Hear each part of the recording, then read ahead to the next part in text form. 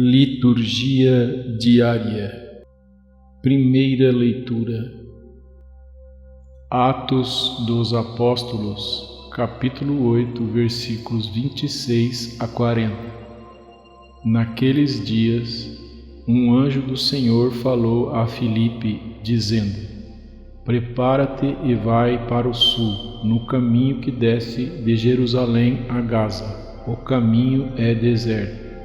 Filipe levantou-se e foi. Nisso apareceu um eunuco etíope, ministro de Candace, rainha da Etiópia, e administrador geral do seu tesouro, que tinha ido em peregrinação a Jerusalém. Ele estava voltando para casa e vinha sentado no seu carro, lendo o profeta Isaías. Então o Espírito disse a Filipe: Aproxima-te desse carro e acompanha-o. Filipe correu, ouviu o eunuco ler o profeta Isaías e perguntou: Tu compreendes o que estás lendo? O eunuco respondeu: Como posso se ninguém me explica? Então convidou Filipe a subir e a sentar-se junto a ele. A passagem da escritura que o eunuco estava lendo era esta: Ele foi levado como ovelha ao matadouro, e qual um cordeiro diante do seu tosqueador, ele emudeceu e não abriu a boca. Eles o humilharam e lhe negaram justiça. E seus descendentes, quem os poderá enumerar? Pois sua vida foi arrancada da terra. E o eunuco disse a Filipe: Peço que me expliques, de quem o profeta está dizendo isso? Ele fala de si mesmo ou se refere a algum outro? E então Filipe começou a falar, e partindo dessa passagem da Escritura, anunciou Jesus ao eunuco. Eles prosseguiram o caminho e chegaram a um lugar onde havia água. Então o eunuco disse a Filipe: Aqui temos água. O que impede que eu seja batizado? O eunuco mandou parar o carro. Os dois desceram para a água e Filipe batizou o eunuco. Quando saíram da água, o Espírito do Senhor arrebatou a Filipe. O eunuco não o ouviu mais e prosseguiu sua viagem cheio de alegria. Filipe foi parar em Azoto e, passando adiante, evangelizava todas as cidades até chegar a Cesareia. Palavra do Senhor. Salmo responsorial. Salmo número 65. Nações, glorificai ao nosso Deus, anunciai em voz alta o seu louvor. É Ele quem dá a vida à nossa vida, e não permite que vacilem nossos pés. Todos vós que a Deus temeis, vinde escutar. Vou contar-vos todo o bem que Ele me fez. Quando a Ele o meu grito se elevou, já havia gratidão em minha boca. Bendito seja o Senhor Deus que me escutou. Não rejeitou minha oração e meu clamor, nem afastou longe de mim o seu amor. Santo do dia. São Sotero. São Sotero foi elevado ao papado depois da morte de Santo Aniceto.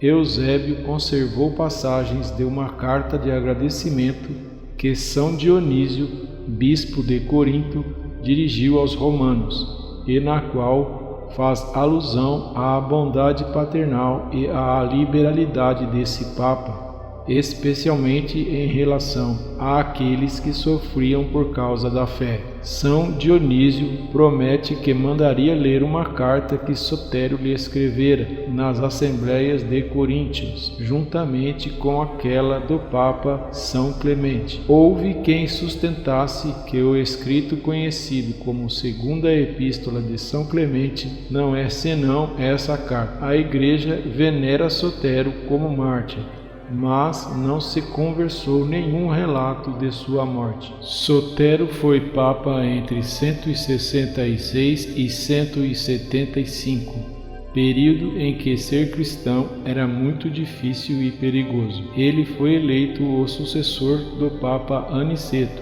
que morreu em 165. Aniceto nasceu na cidade de Fondi, na Campânia, Itália. e durante o seu pontificado a Igreja ampliou-se bastante. Ele mesmo ordenou inúmeros diáconos, sacerdotes e bispos, e seu pontificado foi exemplar. Disciplinou por meio das leis canônicas a participação das mulheres na Igreja, que até então não tinham seu caminho muito bem definido. Mas, sobretudo, o Papa Sotero combateu com grande valentia e coragem as heresias que pairavam sobre a Igreja dos tempos iniciais do cristianismo. No seu tempo, foi extinta a heresia de Montano, que propunha um exagerado rigor de costumes. Era uma doutrina de medo e de pessimismo, porque o fim do mundo sempre poderia acontecer a qualquer momento. Supondo isso, todos os cristãos deveriam viver numa santidade irreal, renunciando ao matrimônio e buscando o sofrimento da penitência constante, porque, segundo Montano, a Igreja não tinha faculdades para perdoar os pecados. Essa doutrina, que também era defendida por Tertuliano e principalmente Novaciano, foi condenada pela Igreja na época do Papa Sotero. Ele defendeu a doutrina ensinada por Jesus Cristo e que a Igreja sempre continuou praticando,